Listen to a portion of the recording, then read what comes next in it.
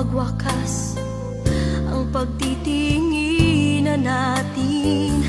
Araw man ay lumipas, hindi natin